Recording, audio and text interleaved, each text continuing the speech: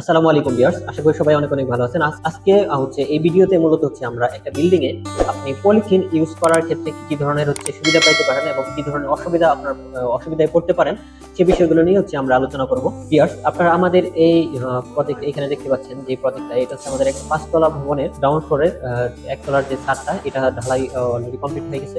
এখানে কিন্তু হচ্ছে ক্লায়েন্ট হচ্ছে ছাদে হচ্ছে আপনার শীটের উপরে হচ্ছে পলিথিন ব্যবহার করছিল। পলিথিন ব্যবহার করার কারণে দেখেন এখানে কি কি কি একটা অবস্থা হয়েছে। এখানে কিছু কিছু জায়গা দেখতে পাচ্ছেন আপনারা, এখানে পুরোপুরি একটা কিছু কিছু জায়গায় বিমের ভিতরে কিন্তু ঢুকে গেছে, যদিও পুরোটা অনেক ঢুকে নাই, কিছু অংশ ঢুকে গেছে, হচ্ছে কিছু অংশ কলামের ভিতরে ঢুকে গেছে।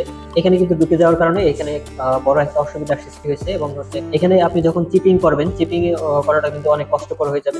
আর হচ্ছে এখানে যখন আপনি প্লাস্টারটা করবেন, সেই প্লাস্টারটা কিন্তু এখানে থাকার ভেঙে পড়ার সম্ভাবনা কিন্তু কিছুদিন 5 থেকে 10 বছর যাওয়ার পরে কিন্তু এই প্লাস্টারটা খসে পড়ার একটা সম্ভাবনা, বড় একটা ঝুঁকি থাকে, সম্ভাবনা থাকে। তার জন্য এখানে পলিথিনটা ইউজ করার কারণে কিন্তু অনেক ধরনের প্রবলেম হইতে পারে আপনার। এই ধরনের অনেক কিছু কিছু জায়গায় দেখা গেছে, আমাদের এখানে দেখতে পাচ্ছেন আপনারা, এই জায়গাগুলোতে আপনার যদি দীর্ঘদিন যাবত, অনেক দীর্ঘদিন 1 থেকে 2 বছর কিংবা আরো লং টাইম যদি রেখে দেন, পলিথিন উঠানো ছাড়া যখন আপনি ছাদ ঢালাই করবেন, ছাদ ঢালাই করার পরে হচ্ছে আপনি যখন পলিথিন উঠাবেন না, দীর্ঘদিন এই অবস্থায় রেখে দেবেন, তখন এই ধরনের একটা ঝামেলায় পড়তে হবে আপনাদেরকে। তখন এটা আপনি যতই উঠানোর চেষ্টা করেন, সেখানে কিন্তু আপনার অনেক টাকা ব্যয় হয়ে যাবে এখানে এটা উঠাইতে গেলে। এখানে দেখা গেছে উঠানোর জন্য অনেকে হচ্ছে আপনার আগুন দিয়ে চেষ্টা করে, আগুন দেওয়ার পরে দেখা গেছে এখানে আপনার ছাদে পলিথিনটা উঠানোর জন্য চেষ্টা করে।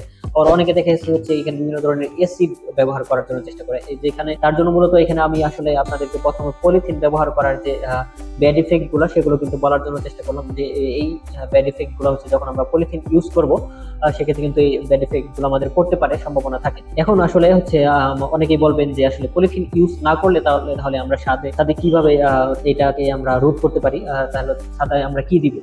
শীটের উপরে যখন আপনি কংক্রিটটা ঢালাই করবেন, যখন ছাদ ঢালাই করবেন, তখন শীটের যে জোড়া থাকবে, জোড়াগুলো দিয়ে কিন্তু হচ্ছে আপনার যে মশলা, যে পানিটা আছে, সিমেন্টের পানিটা, সেটা কিন্তু হচ্ছে পড়ে যাওয়ার সম্ভাবনা থাকে।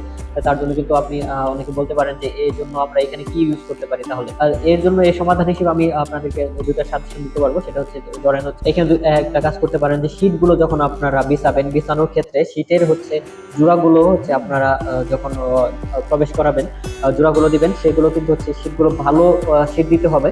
এবং এই শীটে ভালো শীটের ক্ষেত্রে আর ভালো শীট দিতে হবে 1 নম্বর। আরেকটা হলো যে সেই শীট গুলো হচ্ছে আপনার মিনিমাম 3 থেকে 4 ইঞ্চের মতো হচ্ছে এই জোড়াগুলো হচ্ছে আপনি একটা নিচ দিয়ে আরেকটা কিন্তু দিয়ে দিতে হবে, তাহলে কিন্তু হচ্ছে এই পানিটা যাওয়ার সম্ভাবনা কম থাকবে। আর এই ক্ষেত্রে আরেকটা সুবিধা পাবেন, তখন হচ্ছে যখন যদি আপনি শীট দিয়ে এইভাবে ভালোভাবে সবগুলা আপনি শীটের জোড়া যদি দিয়ে দিতে পারেন, তাহলে সেক্ষেত্রে আপনি আরেকটা বেনিফিট পাবেন। সেটা হলো চিপিং এর ক্ষেত্রে, যে ছাদ যখন আপনি প্লাস্টার করার আগে কিন্তু চিপিং করা হয়, এই চিপিং করার কিন্তু খরচটা আপনার অনেক অনেক কমে যাবে। কারণ হচ্ছে যখন আপনি শুধু শীট দিয়ে হচ্ছে ছাদটা ঢালাই দিবেন, এটা পলিথিন ব্যবহার করবেন না, সেক্ষেত্রে কিন্তু আপনি এই সুবিধাটা পাবেন। সেক্ষেত্রে কিন্তু আপনার এই বিষয়টা খুব ভালোভাবে খেয়াল রাখতে হবে যে হচ্ছে আপনার এই জোড়াগুলো যদি সুন্দরভাবে সবগুলো মেনটেন করা হয়, এটা কিন্তু আপনার ভালোভাবে মেনটেন করতে হবে। না হলে কিন্তু ছাদের যে সিমেন্টের পানিটা, সেটা কিন্তু চলে যাওয়া সব পড়ে গেলে কিন্তু হচ্ছে আপনারা আবার হানিকম্বের সম্ভাবনা দেখা দিতে পারে। তার জন্য এটা কিন্তু সতর্ক থাকতে হবে। এটা হলো একটা বিষয়। আরেকটাও আপনাদেরকে বলতে পারি, সেটা হলো যে আপনারা ছাদে হচ্ছে যে শীট দিবেন, শীটের যে জোড়াগুলো আছে, সেই জোড়াগুলোতে হচ্ছে আপনারা সিমেন্টের যে বস্তাগুলো আছে, সেই জোড়াগুলোতে শুধু হচ্ছে আপনার সিমেন্টের বস্তা বিছাই দেন, তাহলে কিন্তু সেটা হচ্ছে অনেকাংশে আপনার পানি পড়া, কিন্তু সিমেন্টের যে পানিটা, এটা কিন্তু পড়ার সম্ভাবনাটা অনেক অংশে কমে যাবে। কিন্তু হচ্ছে আরেকটা বিষয়, আপনার বিমে কিন্তু অবশ্যই আপনাদের বিশেষ করে কাঠের শাটারিং ব্যবহার করেন বিমের ক্ষেত্রে, সেক্ষেত্রে কিন্তু আপনার পলিথিন দিয়ে নিতে হবে। আর যদি আপনারা স্টিলের শাটারিং ইউজ করেন, সেক্ষেত্রে কিন্তু আপনাদের পলিথিন দেওয়ার কোনো প্রয়োজন হবে না আশা করি। এই বিষয়গুলো হচ্ছে আপনারা এভাবে মেনটেন যদি করেন সম্পূর্ণভাবে, তাহলে আশা করি আপনাদের ছাদে এই পলিথিন দেওয়ার যে ঝামেলাটা, সেটা কিন্তু হবে না। আরেকটা বিষয় আমি বলে দিই, পলিথিন আপনারা ইউজ করতে পারেন। সেক্ষেত্রে দেখা গেছে অনেকে আপনারা ছাদ ঢালাইয়ের পরপরই কিন্তু হচ্ছে আপনার পলিথিন গুলো যদি খুলে নেন, সেক্ষেত্রে কিন্তু অনেক বেশি সমস্যা হওয়ার সমস্যার সম্মুখীন হবেন না। সেটা কিন্তু আপনারা এখান থেকে বাঁচতে পারবেন। আশা করি হচ্ছে পুরো বিষয়টা আপনারা বুঝতে পারছেন, ছাদে পলিথিন কেন দিবেন এবং হচ্ছে কেন এই কারণে দিতে পারেন না, এবং এটা কিভাবে সমাধান করতে পারেন।